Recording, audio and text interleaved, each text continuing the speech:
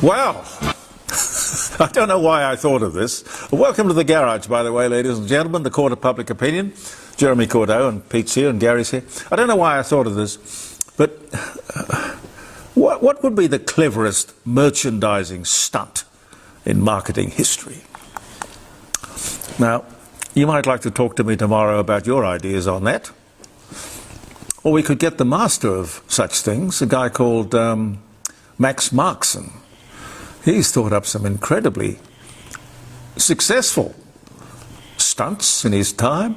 But I reckon the one that I think was just so clever, Publ Townhouse back in the 1960s, where the Beatles stayed. The Beatles stayed there. They had these teenage girls climbing up the walls of the building. What they did when the Beatles left is the hotel cut up the bed sheets into 1 square inch lots and sold them. Made a fortune.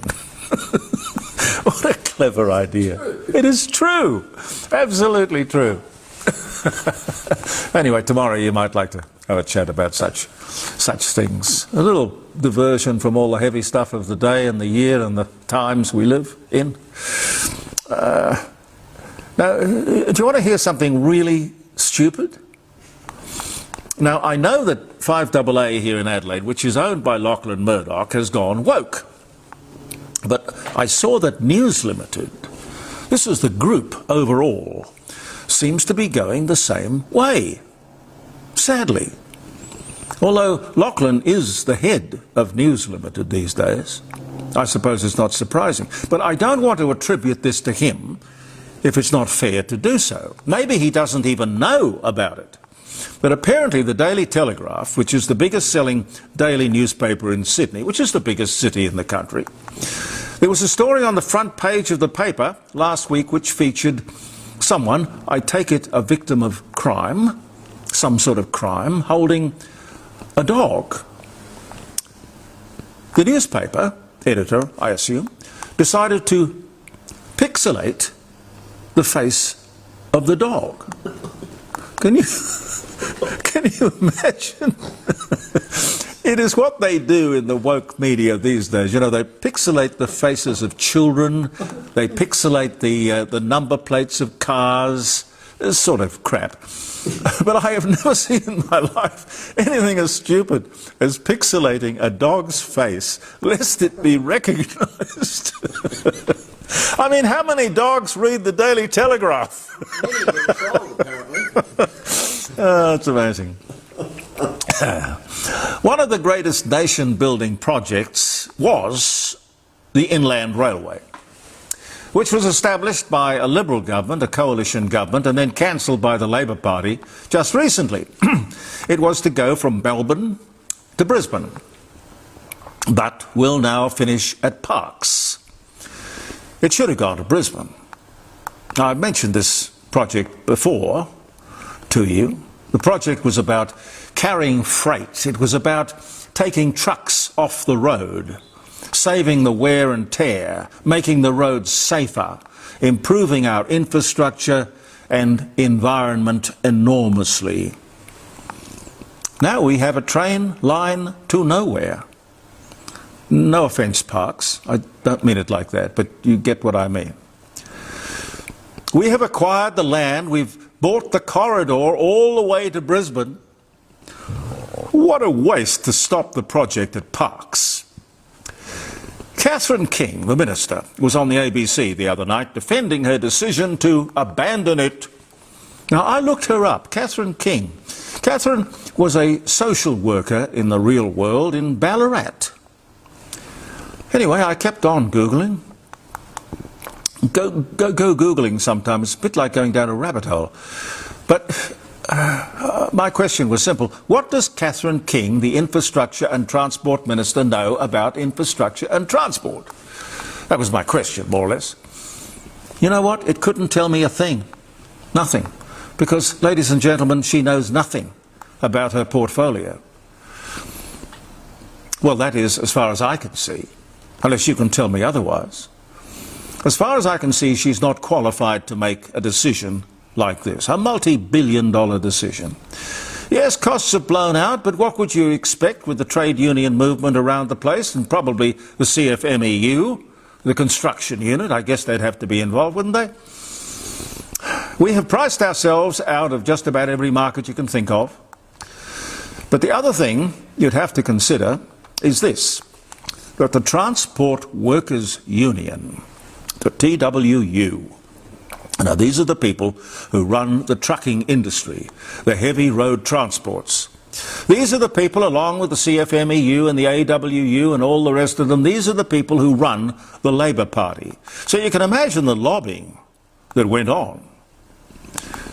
It must have gone something like, our members are not going to be put out of work by having all this freight put on trains when it used to be on trucks. So regardless of the logic, the common sense, the economic wisdom, the nation building, you have this incredible conflict of logic. The Labour Party is simply compromised. It cannot make an impartial decision like this. And they do not have the honesty to just tell us. Our sponsors are Rossdale Homes, a fine South Australian company. They don't compromise on anything, you know. They're very good. They certainly don't compromise on price. Their fixed price guarantee is something you can depend on. No nasty surprises. If you're a first home builder or you've on your 20th, I don't know. Rossdale Homes, when trust is a must.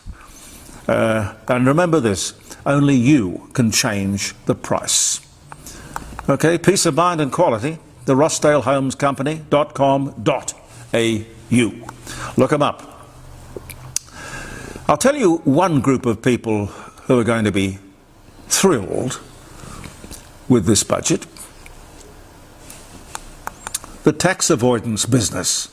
Whoa! Think of all of the billions of dollars that are spent by people because they just don't think it's fair and they have to find a way to avoid the taxes. You see, tax avoidance is legal. Tax evasion, on the other hand, is not. Accountants are going to be rubbing their hands together. When you think about it, money invested in projects and ventures and ideas and visions are great for productivity. Money invested or spent, and I mean billions of dollars, on tax avoidance is a total waste. The accountants wouldn't, of course, think so, but I'm sure you know what I mean. And I'm sure they know what I mean. I guess it's a bit selfish in a sense, what I'm about to say. I should thank this stupid government because being an avid collector, well and truly addicted, I think it is an addiction, to collecting just about anything. There is no capital gains tax on old stuff. You know, look around this room. Collectible cars, classic cars, vintage motor cars. Don't tell anyone. Well, no, I'm keen on telling people. Art, you can collect art, all kinds of things, banknotes, jewellery, watches, coins.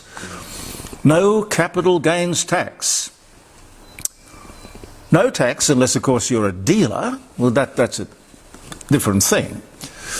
But these guys are going to drive an awful lot of dollars into the field, which I love dearly. I can't believe these people could be so silly. Collecting isn't silly, of course. It's just that most people collect for the love of it, not for the money or the profit. But, you know, we do trade things. It's silly, you know, it's part of the fun. But everything old and collectible will increase in value, I predict. I'm not an investment advisor, but this is just blue skying, if you like. Collecting, a most enjoyable asset class, if you ask me. And it's amazing what you can collect, even off the side of the road. You know, you look a bit silly sometimes doing that, but anyway. The ABC's main news anchor very, very pretty girl, very good newsreader, Jessica Hampson is her name. She is married to Nick Hampson, who happens to be the chief media advisor for Peter Malinauskas, the Labour Premier of South Australia. Oh, I don't know. Is that kosher? I don't know. Is that okay? Is it appropriate? I can't imagine how a news anchor could possibly be married to someone who so obviously is politically involved. I don't know. Does it worry anyone? It certainly obviously doesn't worry the ABC or Peter Malinauskas. 0491 65 68 60 if you'd like to give me a ring tomorrow. What else is around? Oh, the enhanced games. I love this. The enhanced games, you know how they run around and they test everyone's wee-wee and swap everything. You know, at the Olympics, I mean. These are the Olympics where you can take all the drugs you want. And it's apparently being bankrolled by a whole bunch of Silicon Valley billionaires. Wonderful incentives. I think there's $1 million if you set a new record. And there's $750,000 or something like that if you come first, and so much for second and third. No tests. They won't test you. Nope. It's okay. Just do the best you can. Get out there. It's not to see who's going to blow up. Well, yeah, I mean, it doesn't happen immediately. I suspect probably a lot of the damage these drugs do is cumulative and residual and hits you back later in life. But would that work with you? What do you think? The drug-enhanced games in Las Vegas will be interesting. See what records they... You could do a wonderful satire of it, with people sort of so high and whatnot, struggling around the racecourse. What's the cheats? Yeah. How would you cheat if cheating is allowed, in fact, almost desirable? Anyway, the Drug Olympics. Tomorrow you can call me and talk about that if you like. 0491 65 68 60. Kids can and do get a bum rap. Well, here's a different angle. Rose Donald is a schoolgirl. She takes on the challenge in her year 12 at school. She takes on the challenge of flying solo around Australia while preparing for her final exams. What a kid. And she does it. She achieves it. She accomplishes it. And there's another young lady I'd like to mention, Bianca Adler. You might not know the name. She's 18, doing year 12 as well. She climbed Mount Everest. Wow. And then you've got, on the other hand, these two young women in Melbourne in court for allegedly defacing the War Memorial. F the Anzacs, they wrote, with spray cans, I assume, and kill the troops. In court, but covering their faces. Tells me they're not proud of what they did, or maybe they just don't want to be held responsible. But probably, knowing the left-wing government and magistracy of Victoria, they'll be out on bail before you can blink. And also, just to prove that it is never too late. Never too late. It's like saying never say die and never surrender. Billie Jean King, the tennis player, 82, has gone back to university to complete her degree in history that she started 60 years ago. In addressing the 6,000 assembled kids who turned out for the graduation, she said, and I love this, she said, have fun, be fearless, and make history. Pretty good. Pretty damn inspirational. Indeed. If you ask me. Should be more of that. I'll say bye-bye and start getting ready for the Friday show. But happy birthday if you're having a birthday. It's May the 28th.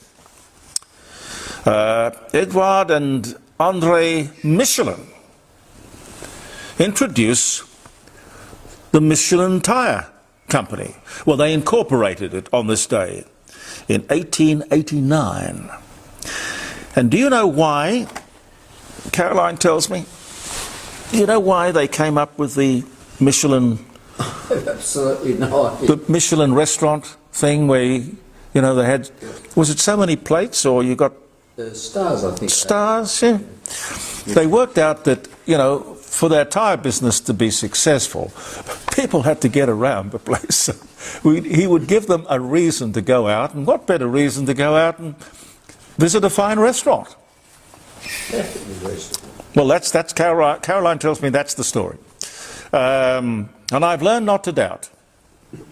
Don't dare. The first indoor swimming pool opens in Goodman's Fields in London in 1742. I wonder, will it have men and women on separate days, I would think? Oh, yes, of course. And neck to knees and things like that? Absolutely. I can't imagine a 1742 style swimming costume. But anyway, maybe there are pictures or drawings or something out there. Etchings, perhaps. Ian Fleming, English author, James Bond novels. And he was a MI5 or Secret Service agent himself. He was. Born in London, England, died in 1964, born this day in 1908. Alan Turing submits on computable numbers for publication. On computable numbers. The year was 1936. This book, or publication, sets out the theoretical basis for modern computers. US patent filed for the hydrogen bomb. Imagine sitting across the desk in the patent's office and this person comes in and he's got he wants to patent the hydrogen bomb. Well, I don't know. 1946. This, of course, is after they had dropped one on... I always forget whether Fat Boy or... Because there was Hiroshima and Nagasaki. One was an atom bomb and the other one was a hydrogen bomb, as I remember. I wasn't there, mind you. I was born a couple of months later. US. Audie Murphy, American soldier who was among, it says here, among the most decorated in World War II. He was the most decorated soldier in World War II. There was no ifing and butting about it. 33 medals, an actor, to hell and back, Whispering Smiths, killed in a plane crash in 1946, comes through all of that, Iwo Jima and all of that, comes through all of that, and dies in a light plane crash. Very sad at the age of 46 in 1971.